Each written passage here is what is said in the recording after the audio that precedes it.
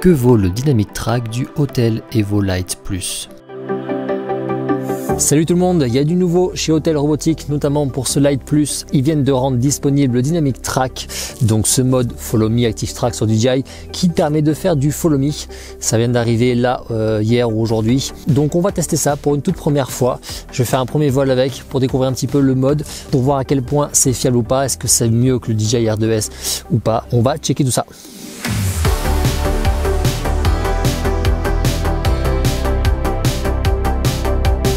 Alors effectivement, nouvelle mise à jour de l'application Autel Sky et nouveau firmware pour ce Lite Plus, pour le Nano Plus également. Alors, c'est un petit peu chacun a ses petits trucs en plus. Le Lite Plus a le Dynamic Track qui est disponible, le Nano Plus pas encore, les Nano et le Lite non plus. Le Nano Plus, lui, il a le mode HDR et le mode log qui viennent d'arriver, mais que pour lui, c'est-à-dire que le Lite Plus ne l'a pas encore. Et ensuite, de manière générale, sur tous les drones, on a maintenant l'histogramme qui est apparu. Il me tarde de voir ça parce que c'était vraiment le truc que je voulais voir apparaître sur les drones Autel. Et j'ai encore la resta du chat qui arrive. Attention, ça va arriver dans quelques secondes. Qu'est-ce que tu viens foutre là encore? Montre-toi au moins la caméra. Vous voyez que la queue du chat. Tu veux pas te montrer à l'image un peu? Voilà, le voici, petit chat. Allez, va-t'en maintenant. On dit qu'on s'en va pour une deuxième fois? Cette vidéo commence très bien. Bon, le Dynamic Track, on va faire... C'est complètement agaçant d'avoir ce chat qui se trimballe comme ça. Je vous fais une vidéo spéciale sur l'Active Track parce que je trouve quand même que c'est un mode hyper important, notamment pour les drones haut de gamme. Après, pour le mode HDR, le mode log qui sont apparus maintenant sur le Nano Plus, ça, je vous ferai une vidéo un peu plus complète de manière générale quand tous les modes de vol seront sortis sur le Nano pour vous dire à quel point en fait ce drone là vaut le coup ou pas, avec les petites corrections qu'ils ont apportées également. On fera une vidéo pas retour d'expérience parce que c'est un petit peu trop tôt, mais premier bilan en fait sur ces drones là quand ils auront tous les modes de vol. Mais Dynamic Track, on en fait une vidéo spéciale, c'est quand même assez important. Bref, on arrête de parler et on le fait décoller. C'est parti.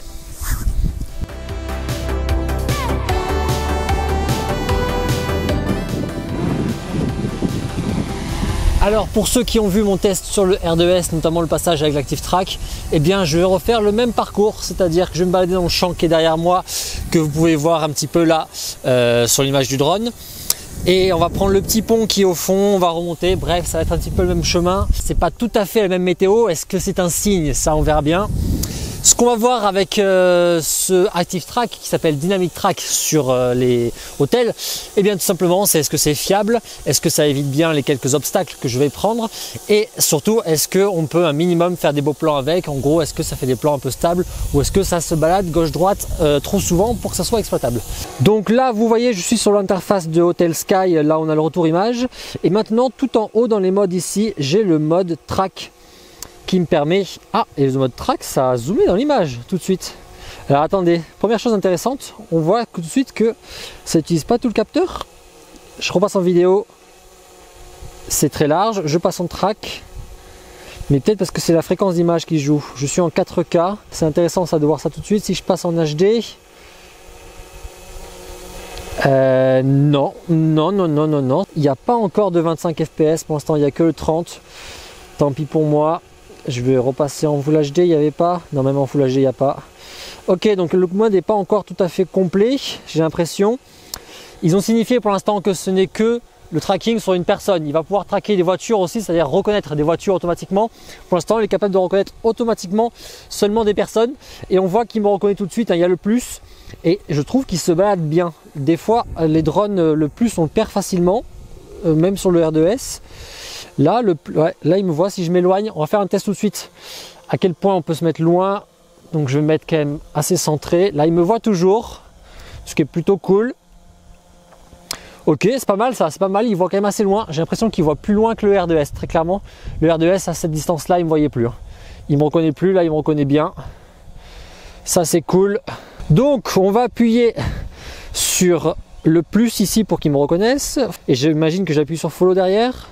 Cancel et c'est parti. Et là du coup, oula. Ok, il bouge. Je lance l'enregistrement en même temps. Ça sera mieux. Bon, on va voir. J'ai pas d'option, hein, je crois pas avoir vu d'option particulière. C'est bien la gadoue là où je suis actuellement, c'est cool. Est-ce que j'ai encore les contrôles de l'inclinaison de la nacelle? Non, pas du tout. Ça suit, par contre il suit près en fait. En fait, une fois que tu as lancé l'Active Track, il va se remettre Je suis quoi? Je suis à 5 mètres là de lui. Il se remet à 5 mètres. Je suis pas certain de pouvoir le faire reculer. J'ai rien dit. J'ai rien dit. Ah, complètement. Ah, c'est cool ça. Ah, en fait, non, tu gardes le joystick. Je peux le faire monter? Ouais, je peux le faire monter. Ok, ça c'est très cool. On peut en fait complètement diriger encore le drone, ce qui fait qu'il te suit de manière assez éloignée là quand même. Il est assez loin, c'est cool, ça marche bien, c'est propre, hein. Ce qui fait qu'en fait là, si je décide de l'envoyer sur la droite, il me fait l'arc de cercle. Alors là, je sais pas ce qu'il me fait là par contre. Waouh, waouh, waouh, waouh, waouh, waouh, waouh, qu'est-ce que tu me fais? Je touche à rien là. Alors là, il s'éclate tout seul. J'aurais pas dû l'envoyer sur un côté, hein. Il a pas aimé, hein. Bon, il s'est remis en place, il s'est fait un petit kiff gauche-droite là. Trop bizarre. Et il continue, hein. Alors j'ai du vent, mais c'est pas non plus très violent le vent que j'ai, hein. Allez, on va arriver au pont, le fameux pont qui me fait toujours peur. Bon, ce qui est cool, c'est un peu comme le R2S, tu restes bien au centre.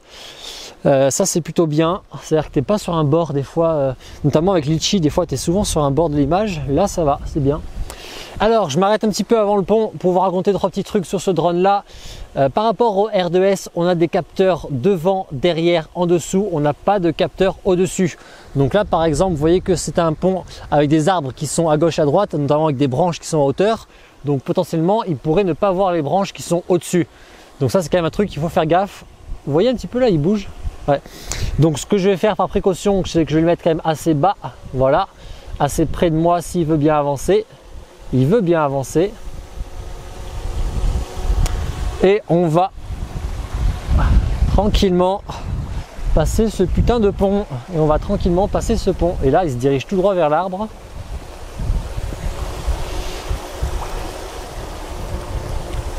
Ok, là il a très clairement contourné l'arbre. Alors vous voyez en fait, la nacelle peut bouger gauche-droite. La nacelle vraiment un peu pivoter.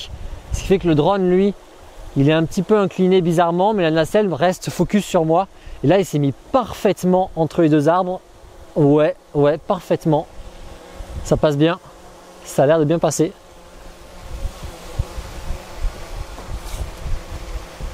Hey, il est passé, hein. Ok, il est passé, c'est cool. C'est cool. Il est passé entre les deux. Écoute, ça suit plutôt bien.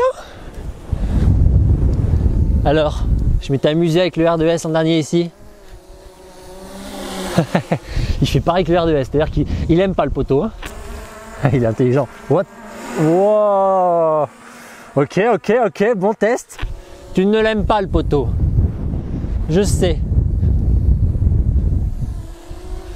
Bon, il se comporte bien quand même. Il m'a fait des petits trucs bizarres au début là, avec le gauche-droite. Et puis ensuite, il s'est plutôt bien comporté. Le fait de ne pas avoir de détecteur au-dessus, ça me fait un peu peur parce que quand tu passes sous les arbres, bah, tu as toutes les branches, tout ça. Il pourrait avoir tendance à monter et donc du coup à se récupérer une branche en hauteur. Mais sinon, après ça va, hein. Il est quand même passé facilement, je trouve. Je vais voir un petit peu si les plans sont propres, si je marche là un peu normalement. Qu'est-ce qu'il fait? Ça va, c'est propre, hein. Je verrai ça sur l'ordi, mais ça m'a l'air plutôt bien. Ok. On a encore une fois le petit chat qui est là-haut. Roméo, tu viens me voir ou pas? Roméo, on n'a pas la journée non plus, hein. Si tu peux te bouger le cul. Ok, c'était plutôt pas mal. Il y a encore des petits trucs, le gauche-droite qu'on a vu au début. Mais sinon, ça suit bien. J'ai pas essayé de faire un 360 autour de lui.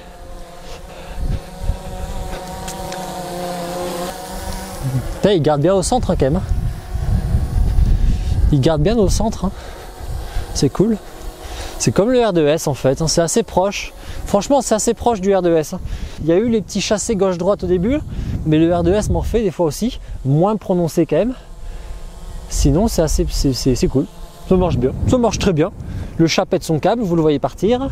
C'est très bien. Bon, mais on va arrêter, on va prendre le vélo. Allez! Eh bien, prends ton petit vélo et c'est parti mon petit Nico. Bon, j'ai refait le même trajet que le R2S et je t'avoue que je me suis posé moins de questions, j'ai eu moins peur dès le début. Alors bien sûr, vous comprenez, je suis pas allé très vite pour autant. Mais malgré tout, je suis quand même allé plus vite que le R2S. Ben tu vois, ça suit plutôt bien je trouve. J'ai pas eu trop de soucis, le drone est resté près de moi. Plutôt cool. Là ici j'ai ralenti parce que j'ai un passage à niveau avec des poteaux. Bon, il me suit, nickel.